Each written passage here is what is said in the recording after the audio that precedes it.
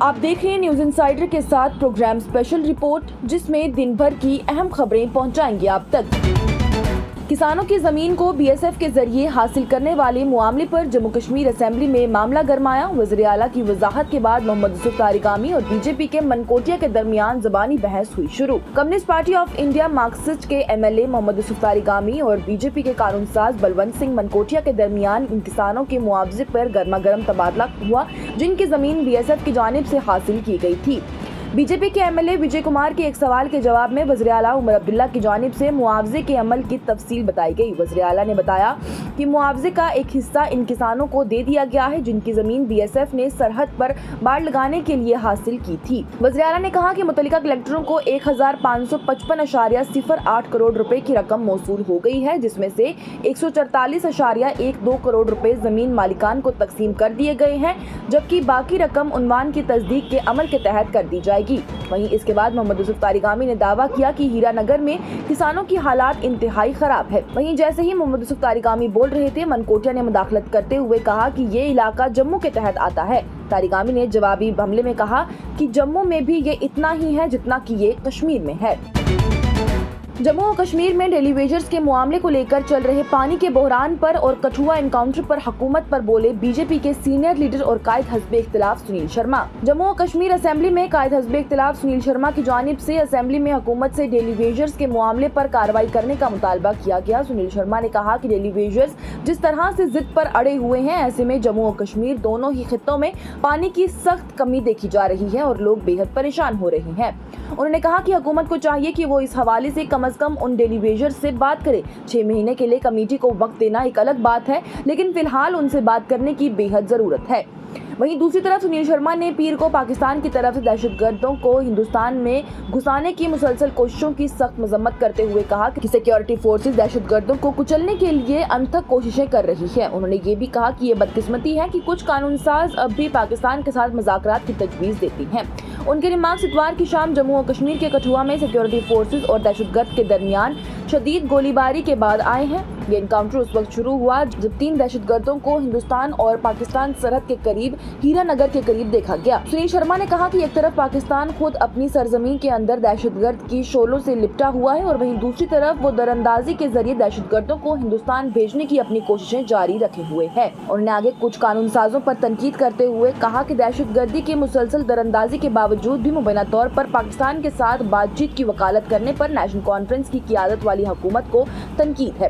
انہوں نے زور دے کر کہا کہ یہ بدقسمتی کی بات ہے کہ یہاں کے کچھ قانون ساز خاص طور پر جب سے نیشنل کانفرنس کی حکومت آئی ہے تب سے بار بار سے پاکستان کے ساتھ بات چیت کی تجویز پیش کرتے ہیں۔ کبھی وہ مذاکرات کی وکالت کرتے ہیں اور کبھی وہ بالاوستہ طور پر مختلف طریقوں سے پاکستان کی حمایت کرتے ہیں۔ ایسے عناصر جموں و کشمیر میں پاکستان کی سرپرستی میں ہونے والی دہشت گردی کے حوصلہ افزائی کرتے ہیں، جس سے ایسے واقعات میں اضافہ ہو رہا ہے۔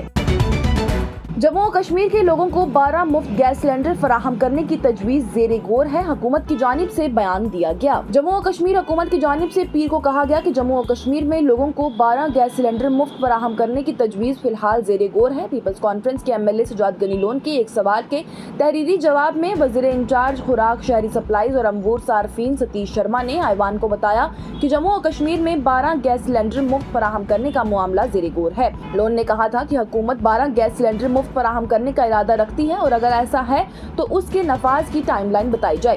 واضح رہے تو پچھلے سال نومبر میں ستیش شرما نے کہا تھا کہ جموں و کشمیر کے لوگوں کو سال میں 12 گیس سلنڈر مفت فراہم کرنے کا باضابطہ اعلان جلد ہی کر دیا جائے گا۔ انہوں نے کہا تھا کہ طریقہ کار کو حتمی شکل دی جا رہی ہے اور بہت ہی جلد ڈبل راشن اور 12 گیس سلنڈر کے بارے میں باضابطہ اعلان عام کر دیا جائے گا۔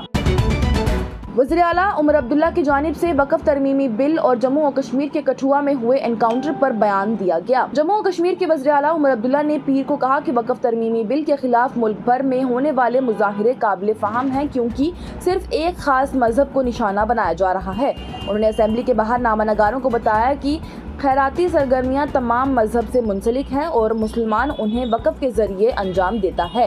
جب کسی خاص مذہب کو نشانہ بنایا جائے گا तो कशीदगी पैदा हो जाएगी। उन्होंने असेंबली के बाहर नामानगारों से बात करते हुए कहा कि खैराती सरगर्मियां तमाम मजहब से मुंसलिक हैं और मुसलमान उन्हें वक़्फ़ के जरिए अंजाम देता है। जब किसी खास मजहब को निशाना बनाया जाएगा तो कशीदगी पैदा हो जाएगी। वाज़ेह रहे तो all India Muslim personal law board की जानिब से इतवार को वक़्फ़ तरमीमी बिल 2024 के खिलाफ मुल्क भर में एहतजाज करने का ऐलान किया गया था, जिसके पहले मरहले के हिस्से के तौर पर बाला तरतीब 26 और 29 मार्च को पटना और विजयवाड़ा में रियासती असेंबलियों के सामने बड़े धरनों का मंसूबा बनाया जा रहा है।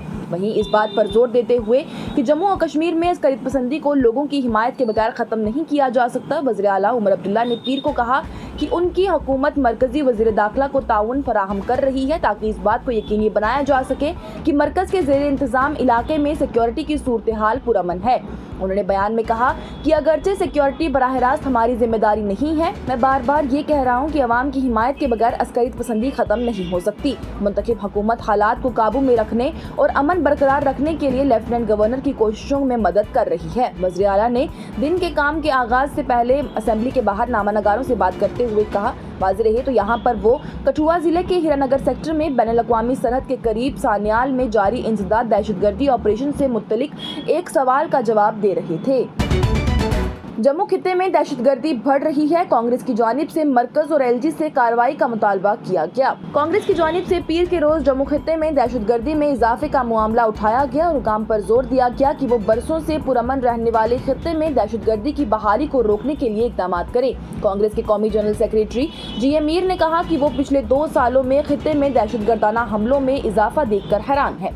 उन्होंने असेंबली के बाहर नामानगारों से बात करते हुए कहा कि ये हैरान कुन है कि जम्मू खित्ते में अस्करियत पसंदी में इजाफा हो रहा है। ये तशवीशनाक बात है। राजौरी, पुंछ, कठुआ, डोडा, किश्तवाड़ और सांबा इजला में पिछले 2 सालों में दहशतगर्दी के वाकयात में इजाफा हुआ है। डोडा हल्के के एमएलए ने कहा कि उन्हें ऐसा लगता है कि पड़ोसी मुखालिफ मुमकिना हिफाजती खला का फायदा उठा रहे हैं और उन्होंने पूरे आलात की मुकम्मल जांच का भी मुतालबा किया।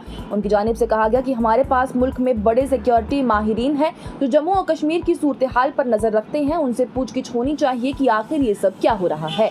मीर ने सिक्योरिटी की वाज़ेह नाकामियों और आर्टिकल 370 की मनसूखी के बाद अमन के बीजेपी के दावों पर भी उन्हें तनकीद का निशाना बनाया। उन्होंने कहा कि हुकूमत इंतखाबात के बाद कायम हुई थी, ताहम उनका रियासती सिक्योरिटी और अमनो अमान की मशीनरी पर कोई कंट्रोल नहीं है। अमनो अमान मरकजी वज़ारत दाखिला और लेफ्टिनेंट गवर्नर के हाथ में है। वहीं कांग्रेस के एमएलए इफ्तिखार अहमद की जानिब से भी कहा गया कि दहशतगर्दी के हालिया वाकयात सिक्योरिटी एजेंसियों की नाकामी को बेनकाब करते हैं, हम इसकी सख्त मजम्मत करते हैं।